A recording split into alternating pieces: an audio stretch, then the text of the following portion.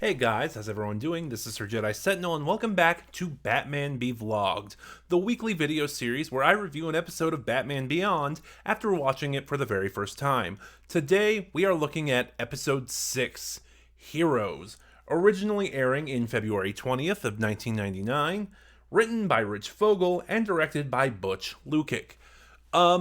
6 episodes in, and this is our first, I would call it mid-episode. It's not as good as Rebirth, Blackout, or Meltdown, but it's not as bad as Golem. It's like if I was to do a tier maker right now, I'd put this probably in C or try to put it between B and C tier. It's just fairly average.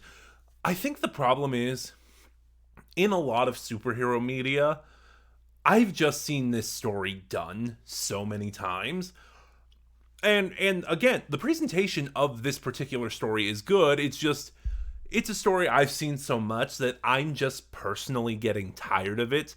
Not to the point where I'm sick of it, or if I see it, it automatically means it's bad. But yeah, the fact it's a story we've seen so much, it is kind of really what weighs against this episode for me.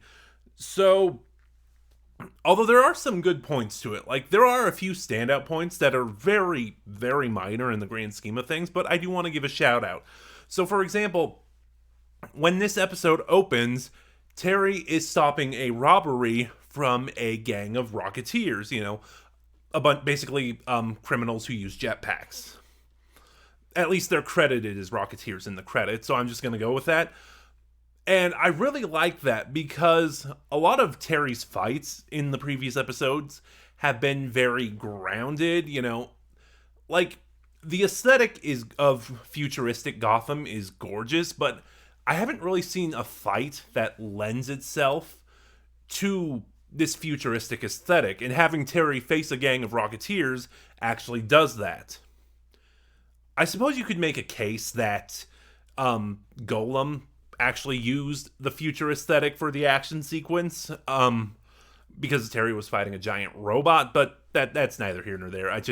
It's something I noticed that the futuristic aesthetic, future Gotham, was actually used as part of the fight scene rather than just being a setting, and I really enjoyed that. Also, later in the episode, there is a scene with Terry's brother, Matt. I haven't talked about Matt too much. Matt is Terry's younger brother. He made his first appearance in episode 1, Rebirth, after Terry's dad dies, because we see that Terry's parents had separated. Terry was living with his dad.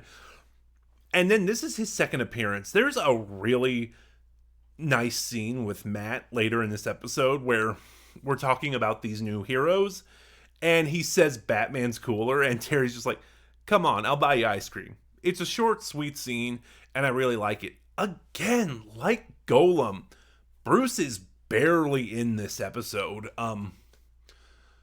which is kind of interesting because it's like, now that this has happened twice, I'm like, okay, are the episodes Bruce are barely in not gonna be great? We'll see what happens the third time it happens, but in the meantime, there is one more thing I want to say. So, when you're watching these on the Blu-ray, like I am, you can kind of tell where the commercial breaks are, because there will be a fade out. There will be a fade to black, and you'll know, oh, commercial break right there. So, like, the cliffhanger leading into the commercial break was Terry being placed in mortal peril. Like, there was a building collapse, and a bunch of rubble fell on him, and of course you see his hand fall through the rubble. Yeah, this was the first time, at least that I can think of, the first cliffhanger where Terry was, the first, commercial break cliffhanger where Terry was put in mortal peril, and it kind of framed it like, oh no, will he get out of it? And I really want to applaud the show for doing that, because it's kind of a cheap tactic. So anyway, I've talked to, like I said, these are things I really liked about the episode, but they are very nitpicky. So let's talk about the episode and its premise, which I am kind of tired of and is kind of my main drawback from this episode. So while Terry is going out on patrol, we meet a new gang of heroes called, I just blanked on their names, the Terrific Trio: Magma, Freon, and the 2D Man. Now, the Terrific Trio were a trio of scientists who, during an experiment, were exposed to radiation and were mutated. And right when they show up on the scene, there's this huge surge of publicity. Like, they're in all the news. They're very public about what they're doing. Like, they're doing interviews and stuff. There's merchandise. Like, actually, that's the scene I was talking about earlier between Terry and Matt. They're looking at Terrific Trio merchandise, and they're funded by the government. And as soon as they showed up and this happened, I knew exactly what this episode was gonna be. You know, like, the Terrific Trio, the new superheroes that show up are getting all the publicity. Clearly, public opinion is swayed toward them. Our main protagonist kind of feels jaded by this. He's doing things the right way. He's doing things in the shadows. But every time he tries to show up to do something, the new heroes are always there. And then you get this idea that behind the publicity there are dark ulterior motives, or their persona is a lie, and they ultimately turn and they ultimately end up being the antagonists in a way. Like I said, in superhero media, this is a story I have seen done a bunch of times. Most notably, and probably most famously, and the best one done, the Superman story, What's So Great About Truth, Justice, and the American Way, which also does other things, which it explains why Superman does not go all out. But yeah, so it's like, this plot is really predictable, and I keep saying it, I'm sorry, but really, this storyline that I've seen done so many times is really what pulls me out of the episode. Like, it's fine, it's just, that's really it. It's fine. I've seen it done better. I've seen it done worse. This one is passable. This one's decent. There are things I like about it, though. Like, the Terrific Trio is a victim of circumstance. Like, they are government funded, and the people in charge of them are keeping secrets from them. And ultimately, when they find out, their handlers turn on them. So it's not entirely their fault. They are not awful.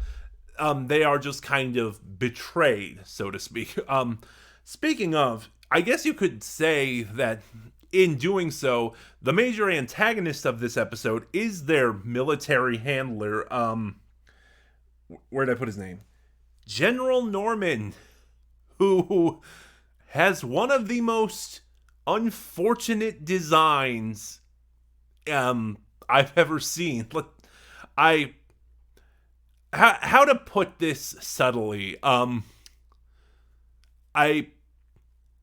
There's a reason you don't see that style of mustache anymore, because it was used by someone infamous. So if you see it, regardless of context and who's wearing it, it always evokes the most famous or infamous example. And I in that regard, I don't know if giving him that mustache was intentional, but it was a choice. Let's just say that.